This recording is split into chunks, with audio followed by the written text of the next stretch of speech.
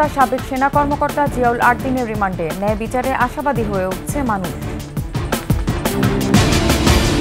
জুলাই আন্দোলনে 32 শিশুসহ 650 জন নিহত, জাতিসংঘের প্রতিবেদন। গুম ও বিচার বহির্ভূত হত্যার অভিযোগ। আরও 4 উপদেষ্টার শপথ, মন্ত্রণালয় পুনর্বণ্টন, স্বরাষ্ট্র জাহাঙ্গীর, তথ্যে রাহিদ। নামে বেনামে এস আলমের লাখো কোটি টাকা ঋণ, বন্ধের ঝুঁকিতে মালিকানাধীন 5 ব্যাংক।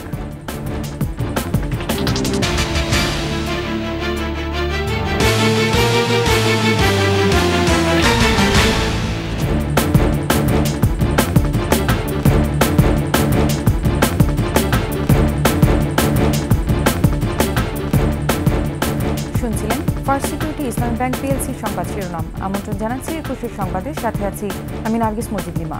দর্শক, 21 টেলিভিশনের সংবাদ একই সাথে সরাসরি দেখতে পাবেন আমাদের ফেসবুক পেজ www.facebook.com/2124 অনলাইনে। চাকরি থেকে অব্যাহতিপ্রাপ্ত সেনা কর্মকর্তা জিয়াউল আহসানকে হত্যা মামলায় 8 দিনের রিমান্ডে পাঠানোর আদেশ দিয়েছেন আদালত। শুনানি শেষে ঢাকার মেট্রোপলিটন ম্যাজিস্ট্রেট আরফাতুল রাকিবের আদালত এই আদেশ দেন। দীপু শিকদারের রিপোর্ট। বলাকা সিনেমা হলের গলির মুখে পাপোশের দোকানে কাজ করতেন শাহজাহান আলী, কিন্তু আর ফিরে আসেননি তিনি। 16 জুলাই ঢাকা মেডিকেলের মর্গে পাওয়া যায় তার মৃতদেহ। এই মামলায় চাকরি থেকে অব্যাহতিপ্রাপ্ত সেনা কর্মকর্তা জিয়াউল আহসানকে কড়া নিরাপত্তায় আদালতে হাজির করা হয়। উভয় পক্ষের শুনানি শেষে 8 দিনের রিমান্ড মঞ্জুর করেন ঢাকার মেট্রোপলিটন ম্যাজিস্ট্রেট আরফাতুল রাকিবের আদালত। বিজ্ঞ আদালত, তার পক্ষে একজন আইনজীবী, তার আপন বোন ছিলেন আজকে আদালতে। যেহেতু বোন, সে তো আসতে হবে, আসতে হয়, সেজন্য উনি এসেছিলেন। উনিও বক্তব্য রেখেছেন। আদালত উভয় বক্তব্য শুনানি অন্তে 8 দিনের রিমান্ড মঞ্জুর করেছেন। দীপু শিকদার, 21 টেলিভিশন, ঢাকা।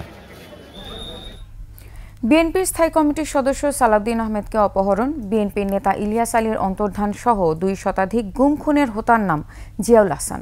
ক্ষমতাচ্যুত প্রধানমন্ত্রী শেখ হাসিনার তৈরি দানবে সেনা কর্মকর্তার গ্রেফতারে স্বস্তি প্রকাশ করেছেন বিভিন্ন শ্রেণী পেশার মানুষ। বিস্তারিত জানাচ্ছেন মানিক শিকদার। টানা 9 বছর ভারতে অবস্থানের পর গত 11ই আগস্ট দেশে ফিরেন বিএনপি স্থায়ী কমিটির সদস্য সালাউদ্দিন আহমেদ। 2015 সালের 10ই মার্চ রাজধানীর উত্তরা থেকে সালাউদ্দিন নিখোঁজ হন। 62 দিন পর ভারতের মেঘালয়ের স্থানীয় পুলিশ তাকে উদ্ধার করে। এরপর টানা আইনি জটিলতা পেরিয়ে অবশেষে দেশে ফিরেছেন এই বিএনপি নেতা। বিএনপি নেতা সালাউদ্দিনকে যিনি আটক করেছিলেন তিনি হলেন র্যাবের তৎকালীন ঊর্ধ্বতন কর্মকর্তা জিয়াউল আহসান। অব্যাহতি পাওয়া মেজর জেনারেল জিয়াউলের সর্বশেষ কর্মস্থল ছিল ন্যাশনাল টেলিকমিউনিকেশন মনিটরিং সেন্টার। গত 6 আগস্ট বাংলাদেশ সেনাবাহিনীর চাকরি হারান জিয়া। শেখ হাসিনা সরকারের আমলে গুম খুনের সঙ্গে জড়িয়ে আছে জিয়াউলের নাম। সিলেটের বিএনপি নেতা ইলিয়াস আলীর অন্তর্ধান রহস্যের সঙ্গে বারবার নাম এসেছে তার। এদের চক্রান্তে এদেশে আইনাগর হয়েছে এবং এসএসএফের পিছনে ক্যান্টনমেন্টের ভিতরে আইনাগর হয়েছে। দ্রুততম সময়ে জিয়াউলের মতো দানবদের বিচার করা জরুরি বলে মনে করছেন বিভিন্ন শ্রেণী পেশার মানুষ। উনি আয়নাগরের ভিতরে অনেক মানুষকে বন্দি করে রেখেছে, তারপরে ওখানে টর্চার সেল তৈরি করে তাদেরকে মানসিকভাবে নির্যাতিত করছে। লোভে পড়ুক, চাপে পড়ুক, যদি উনি এইসব কাজে লিপ্ত হয়, তো ওনারা যদি আইনত যা আছে তাই করবে। শাস্তির আওতায় যেন আনা হয়, আর এটা একটা দৃষ্টান্তমূলক শাস্তি হওয়া দরকার, যাতে হচ্ছে পরবর্তীতে যত যারা আসবে তারা যেন এটাকে মাথায় রাখে। শেখ হাসিনা ক্ষমতাচ্যুত হওয়ার পর গুম খুনের শিকার হওয়া পরিবারের সদস্যরা রাজধানী ও এর বাইরের বিভিন্ন জেলায় নানা কর্মসূচি পালন করেছে।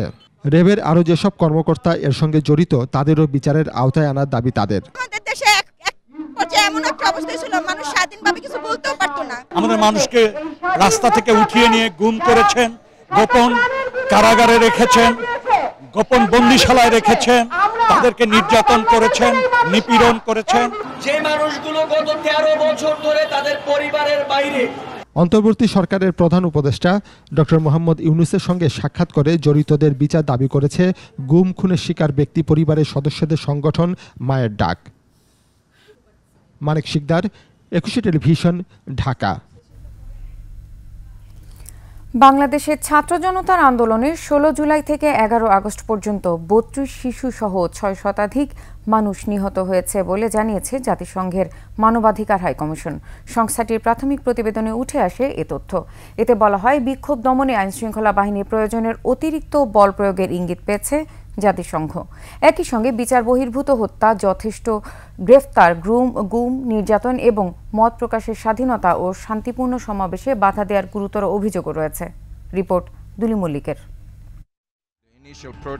মধ্য জুন থেকে শুরু হওয়া শিক্ষার্থীদের শান্তিপূর্ণ কোটা সংস্কার আন্দোলন কিভাবে সরকার ও আইন শৃঙ্খলা বাহিনীর দমন পীড়নে আরও ভয়াবহ রূপ নেয়, ছড়িয়ে পড়ে দেশব্যাপী, বিপুল হতাহত এবং সরকার পতনের মধ্য দিয়ে শেষ হয়, তার ধারাবাহিক চিত্রই স্পষ্ট হয়ে ওঠে জাতিসংঘের মানবাধিকার হাইকমিশনের প্রাথমিক প্রতিবেদনে। জেনেভা থেকে প্রকাশিত 10 পাতার ওই প্রতিবেদনে বলা হয়, 16 জুলাই রংপুরে পুলিশের গুলিতে নিরস্ত্র শিক্ষার্থী আবু সাইদের মৃত্যুর পর দেশব্যাপী ব্যাপক মাত্রায় ছড়িয়ে পড়ে আন্দোলন, আর তা দমনে আইনশৃঙ্খলা বাহিনী প্রয়োজনে অতিরিক্ত বল প্রয়োগ করে এমন প্রমাণ পেয়েছে জাতিসংঘ। সাধারণ লাঠিসোঁটা নিয়ে আন্দোলনে নামা শিক্ষার্থীদের ওপর নিরাপত্তা বাহিনী নির্বিচারে রাবার বুলেট, সাউন্ড গ্রেনেড, এমনকি মারণাস্ত্র ব্যবহার করে ভিডিও ফুটেজে এমন তথ্য প্রমাণ পাওয়ার দাবি করেছে জাতিসংঘ। বিক্ষোভ দমনে পুলিশের সঙ্গে র্যাব, বিজিবি ও সরকার দলীয় ছাত্রলীগের নেতাকর্মীরাও অংশ নেয় বলে উল্লেখ করা হয়। বলা হয়, 16 জুলাই থেকে 4 আগস্ট পর্যন্ত 400 ও 5 থেকে 6 আগস্ট পর্যন্ত মারা গেছে আরও 250 মানুষ। নিহতদের মধ্যে বিক্ষোভকারী, পথচারী, শিশু, সাংবাদিক ও নিরাপত্তা বাহিনীর সদস্য রয়েছে। জাতিসংঘ আরও জানায়, ওই সময়ে শেখ হাসিনা সরকারকে ফ্যাক্ট ফাইন্ডিং দল মোতায়েনের প্রস্তাব দিলেও তা প্রত্যাখ্যান করা হয়। প্রতিবেদনে মানবাধিকার লঙ্ঘনের জন্য দায়ীদের জবাবদিহিতা নিশ্চিত করতে বেশ কিছু সুপারিশও দিয়েছে জাতিসংঘ। গণমাধ্যম ও আন্দোলনকারীদের কাছ থেকে পাওয়া তথ্যের ভিত্তিতে প্রাথমিক প্রতিবেদনটি তৈরি করেছে জাতিসংঘ। আগামী সপ্তাহে ঢাকায় আসছে স্বাধীন তদন্ত দল। দুলি মল্লিক, 21 টেলিভিশন। আকার বাড়ল অন্তর্বর্তী সরকারের উপদেষ্টা পরিষদের। শপথ নিয়েছেন ডক্টর মোহাম্মদ ইউনূসের নেতৃত্বে অন্তর্বর্তী সরকারের আরও 4 উপদেষ্টা। বিকেলে বঙ্গভবনের রাষ্ট্রপতি মোহাম্মদ শাহাবুদ্দিন তাদের শপথ পড়ান। একই সাথে পুনর্বণ্টন হয়েছে উপদেষ্টাদের দপ্তর। অবসরপ্রাপ্ত লেফটেন্যান্ট জেনারেল জাহাঙ্গীর আলমকে স্বরাষ্ট্র মন্ত্রণালয়ের দায়িত্ব দিয়ে ব্রিগেডিয়ার জেনারেল সাখাওয়াত হোসেনকে দেওয়া হয়েছে বস্ত্র ও পাট মন্ত্রণালয়। আর ডাক ও তথ্য প্রযুক্তির পাশাপাশি নাহিদ ইসলাম যুক্ত হয়েছেন তথ্য ও সম্প্রচার মন্ত্রণালয়ে। আরও জানাচ্ছেন প্রণব চক্রবর্তী। নোবেলজয়ী ডক্টর মোহাম্মদ ইউনূসের নেতৃত্বাধীন অন্তর্বর্তী সরকারে যুক্ত হলেন আরও 4 উপদেষ্টা। বিকেলে বঙ্গভবনের দরবার হলে শপথ অনুষ্ঠানের মূল আনুষ্ঠানিকতায় উপস্থিত ছিলেন প্রধান উপদেষ্টা ডক্টর মোহাম্মদ ইউনূস সহ অন্যান্য উপদেষ্টাগণ।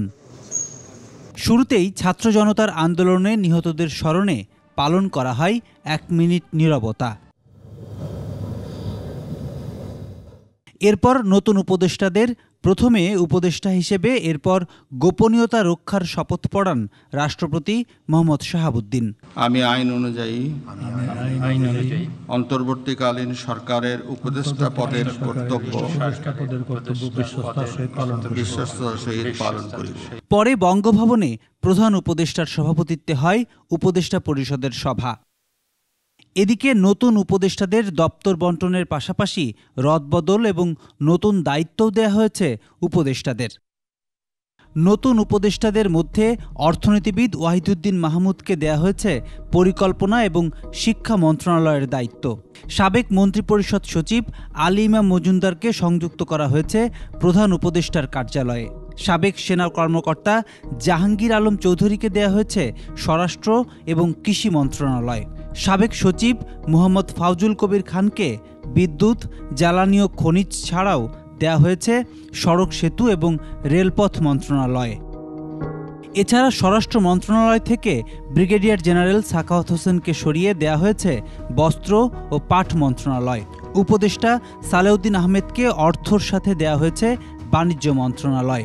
আইন উপদেষ্টা আসিফ নজরুলের সাথে যুক্ত করা হলো প্রবাসী কল্যাণ ও বৈদেশিক কর্মসংস্থান এবং সংস্কৃতি মন্ত্রণালয়। শিল্প উপদেষ্টা আদিলুর রহমানের সাথে জুড়ে দেয়া হয়েছে গৃহায়ন ও গণপূর্ত মন্ত্রণালয়। রিজওয়ানা হাসানকে পরিবেশ জলবায়ু মন্ত্রণালয়ের সাথে দেয়া হয়েছে পানি সম্পদ মন্ত্রণালয়। নাহিদ ইসলামকে ডাক, টেলিযোগাযোগ এবং তথ্য প্রযুক্তির সাথে যুক্ত করা হয়েছে তথ্য ও সম্প্রচার মন্ত্রণালয়। আর যুব ও ক্রীড়া উপদেষ্টা আসিফ মাহমুদকে দেয়া হলো শ্রম ও কর্মসংস্থান মন্ত্রণালয়। ফারুকি আজমকে দেয়া হয়েছে মুক্তিযুদ্ধ বিষয়ক মন্ত্রণালয় এবং দুর্যোগ ব্যবস্থাপনা ও ত্রাণ মন্ত্রণালয়ের দায়িত্ব। গেল ৮ আগস্ট শপথ নেন ডক্টর মোহাম্মদ ইউনূস সহ ১৪ উপদেষ্টা। পরে ২ দফায় ৩ উপদেষ্টার শপথের পর আকার ছিল ১৭ জন। নতুন ৪ উপদেষ্টার শপথের পর অন্তর্বর্তী সরকারের উপদেষ্টা সদস্য সংখ্যা দাঁড়ালো ২১ জনে। আপস, প্রণব চক্রবর্তী, ২১শে টেলিভিশন, ঢাকা। ব্যাংক দখল আর লুটপাট যেন সাইফুল আলম মাসুদ ওরফে এস আলমের কাছে পান্তা ভাতের মতো সহজ। ইসলামী ব্যাংকের মতো নিজের নিয়ন্ত্রণে থাকা আরও ৫ ব্যাংকেও ভয়াবহ লুটপাট চালিয়েছে এস আলম গ্রুপ। এতদিন টাকা ছাপিয়ে ঋণ দিয়ে এসব ব্যাংক বাঁচিয়ে রেখেছিল কেন্দ্রীয় ব্যাংক। হাসিনার পতনের পর সেই সুবিধাও এখন বন্ধ। ঝুঁকিতে এস আলমের ব্যাংকগুলো। মেহেদি হাসানের রিপোর্ট। একের পর এক ব্যাংক দখল আর লুটপাট, এটাই ছিল সাইফুল আলম মাসুদের নেশা। ক্ষমতাচ্যুত হাসিনা সরকারের আশীর্বাদে এস আলম গ্রুপের এই কর্ণধার নামে বেনামে ঋণের নামে বিভিন্ন ব্যাংক থেকে বের করে নিয়েছেন লাখো কোটি টাকা। বিদেশে গড়েছেন সম্পদের পাহাড়। শীর্ষস্থানীয় বেসরকারি ব্যাংক ইসলামী ব্যাংকও তার থাবা থেকে রেহাই পায়নি। ফোকলা করেছেন আরও কোটি ব্যাংক।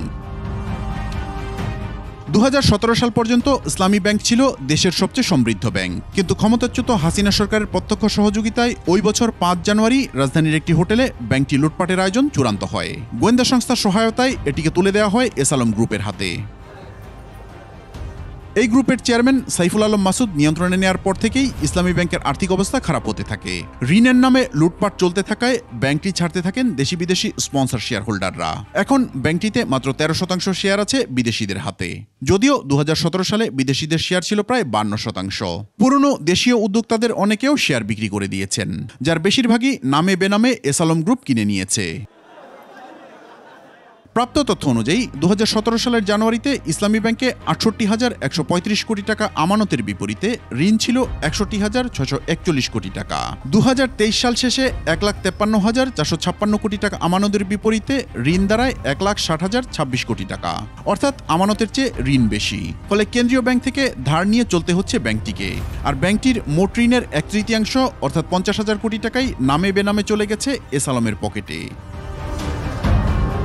এখনো তারা ৫০০, ৬০০, ১,০০০ কোটি টাকা পাচারের চেষ্টা করছে। এই চোর চক্রকে আটকানোর জন্য আমাদের এই ব্যবস্থা আপনারা নেন। যারা এই ব্যাংকটাকে লুটপাট করেছে, এই ব্যাংকটাকে দখল করছে এবং হাজার হাজার কোটি টাকা তারা পাচার করছে, এদেরকে এখান থেকে যেতে হবে, পদত্যাগ করতে হবে। এটা বোর্ড সহ সিনিয়র ম্যানেজমেন্ট যারাই এটার সাথে জড়িত তাদেরকে এখান থেকে বিদায় নিতে হবে। এদিকে ইসলামী ব্যাংকের পাশাপাশি আরও 5টি ব্যাংক নিজেদের নিয়ন্ত্রণে নিয়ে ইচ্ছামতো লুটপাট করেছে এস আলম গ্রুপ। এর মধ্যে ফার্স্ট সিকিউরিটি ইসলামী ব্যাংকের চলতি হিসেবে ঘাটতি এখন ৮,৪৭২ কোটি টাকা, সোশ্যাল ইসলামী ব্যাংকের ৪,২৪৩ কোটি টাকা, ইউনিয়ন ব্যাংকের ২,৮৫০ কোটি টাকা, গ্লোবাল ইসলামী ব্যাংকের ৫৩৫ কোটি টাকা এবং কমার্স ব্যাংকের ঘাটতি ৫০৩ কোটি টাকা। ইসলামী ব্যাংকের মতো সোশ্যাল ইসলামী ব্যাংকের নিয়ন্ত্রণও এস আলমের হাতে যায় ২০১৭ সালে। এর আগের বছর কমার্স ব্যাংকের নিয়ন্ত্রণও নেয় তারা। আর ২০১৩ সালে প্রতিষ্ঠার পর থেকেই গ্লোবাল ইসলামী ব্যাংক ও ইউনিয়ন ব্যাংকের নিয়ন্ত্রণ সাইফুল আলম মাসুদের হাতে। এর আগে ২০০৪ সালে শিকদার গ্রুপ থেকে ফার্স্ট সিকিউরিটি ইসলামী ব্যাংক দখল করে এস আলম। ইসলামী ব্যাংক সহ এস আলমের মালিকানায় থাকা প্রতিটি ব্যাংকেরই পরিচালনা পর্ষদ পুনর্গঠনের পরামর্শ দিচ্ছেন বিশ্লেষকরা। মেহেদি হাসান, ২১শে television, Dhaka. BNP chairperson Begum Khaleda জিয়াকে উন্নত চিকিৎসার জন্য অতি দ্রুত বিদেশ নিয়ে যাওয়া হবে বলে জানিয়েছেন দলের মহাসচিব মির্জা ফখরুল ইসলাম আলমগীর। নয়াপল্টন কেন্দ্রীয় কার্যালয়ে বিএনপি চেয়ারপারসন খালেদা জিয়ার ৮০তম জন্মদিন উপলক্ষে মিলাদ মাহফিলে কথা জানান মির্জা ফখরুল। আলাদা এক অনুষ্ঠানে সব ধর্মবর্ণের মানুষ নিয়ে বাংলাদেশকে রেইনবো স্টেট হিসেবে গড়ে তোলার ঘোষণা দেন বিএনপি মহাসচিব। শিউলি শবনমের প্রতিবেদন। বিএনপি চেয়ারপারসন বেগম খালেদা জিয়ার ৮০তম জন্মদিন উপলক্ষে নয়াপল্টনে দলটির কেন্দ্রীয় কার্যালয়ের সামনে সকালে মিলাদ ও দোয়া মাহফিলের আয়োজন করা হয়। দোয়া মাহফিলে অংশ নিয়ে বিএনপি মহাসচিব বলেন, বেগম জিয়াকে উন্নত চিকিৎসার জন্য দ্রুত সময়ের মধ্যে বিদেশে নিয়ে যাওয়া হবে। ম্যাডামের জন্মদিন, আপনাদের আরেকটা সুসংবাদ দিতে, আল্লাহ যদি রহম করেন ম্যাডাম অতি শীঘ্র আমরা বিদেশে চিকিৎসার জন্য নিয়ে যাওয়ার জন্য আমরা আল্লাহর কাছে দোয়া করি যে একদম সুস্থ হয়ে আমাদের মাঝে ফিরে আসেন। এদিকে সংখ্যালঘুদের নিরাপত্তা ও সম্প্রীতি রক্ষায় বিকেলে গুলশানে বিএনপি চেয়ারপারসনের কার্যালয়ে বাংলাদেশ পূজা উদযাপন পরিষদ, হিন্দু বৌদ্ধ খ্রিস্টান ঐক্য পরিষদ ও ঢাকা মহানগর পূজা কমিটির সাথে বৈঠক করে বিএনপি। বিএনপি মহাসচিব জানান, সব ধর্ম বর্ণের মানুষের অধিকার রক্ষায় অঙ্গীকারবদ্ধ তার দল। ওনাদের যে সমস্যাগুলো আছে আমরা সেই সমস্যাগুলোকে আমাদের সমস্যা মনে করে আমরা যে সরকারি আসুক আমরা আসলে আমরা অথবা যে সরকারি আসুক তাদের কাছে সেটা আমরা অবশ্যই তুলে ধরবো এবং সেই সমস্যাগুলো সমাধান করার চেষ্টা করব। আসুন আমরা সবাই মিলে একটা গণতান্ত্রিক রাষ্ট্র নির্মাণ করি, আমরা জবাবদিহিতাকে নিশ্চিত করি। সংখ্যালঘুরা শান্তি ও সাম্প্রদায়িক সম্প্রীতিতে বাঁচতে চায় জানিয়ে মুক্তিযুদ্ধের চেতনায় গণতান্ত্রিক রাষ্ট্র বিনির্মাণে সবাই মিলে কাজ করার কথা জানান হিন্দু বৌদ্ধ খ্রিস্টান ঐক্য পরিষদের এই নেতা। যেই স্বপ্ন নিয়ে বাংলাদেশের মুক্তিযুদ্ধটি হয়েছিল, আমরা সেই স্বপ্নের একটি গণতান্ত্রিক অসাম্প্রদায়িক রাষ্ট্র বিনির্মাণে আমরা সবাই মিলে কাজ করতে চাই। সংখ্যালঘুদের নিরাপত্তা সহ ৮ দফা দাবি তুলে ধরেন নেতারা। শিউলি শবনম, ২১ টেলিভিশন, ঢাকা। এবার আন্তর্জাতিক সংবাদ।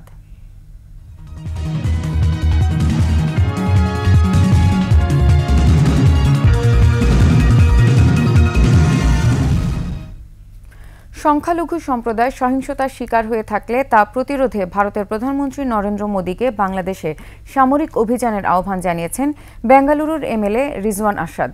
তার এই দাবিকে বাংলাদেশের সার্বভৌমত্বের প্রতি হুমকি হিসেবে দেখছেন বিভিন্ন শ্রেণী পেশার মানুষ। এতে দ্বিপক্ষীয় সম্পর্কে বিরূপ প্রভাব ফেলবে বলেও মনে করছেন তারা। বিস্তারিত জানাচ্ছেন শিউলি শবনম। ভারতের বেঙ্গালুরুর শিবাজীনগর আসনের জনপ্রতিনিধি রিজওয়ান আরশাদ।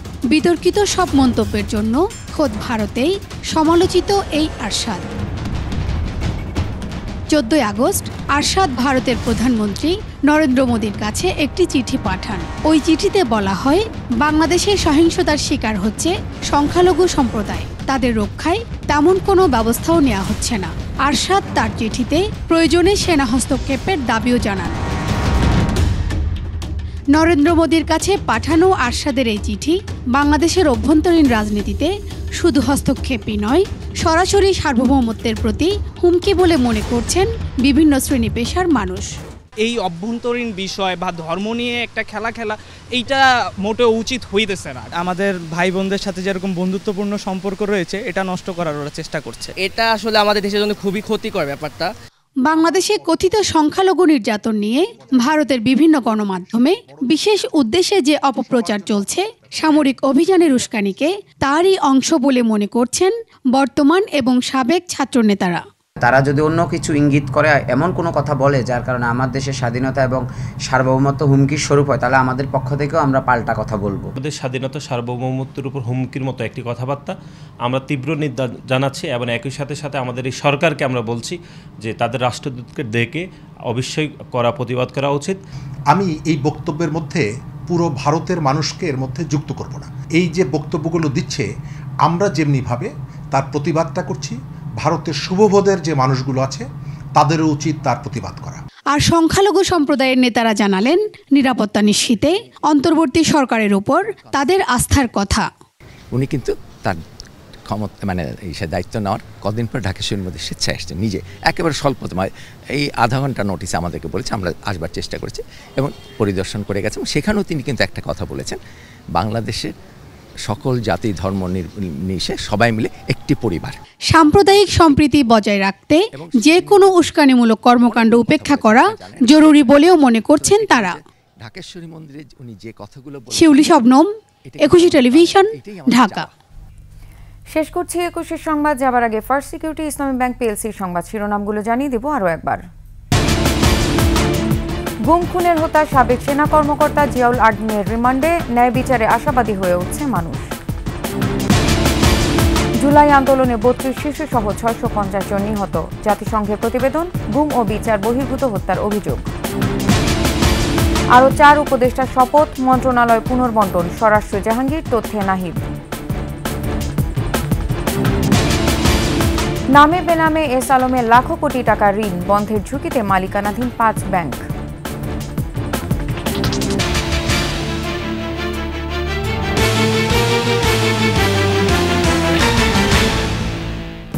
সর্বশেষ সংবাদ জানতে ডায়াল করুন 2021 নম্বরে, আর ভিজিট করুন 21-tv.com ওয়েবসাইটে। এছাড়া ফেসবুকে ভিজিট করতে পারেন www.facebook.com/2124 অনলাইনে। এতক্ষণ সাথে থাকার জন্য ধন্যবাদ। পরবর্তী সংবাদ দেখার আমন্ত্রণ রইল। 21-এর সাথেই থাকুন।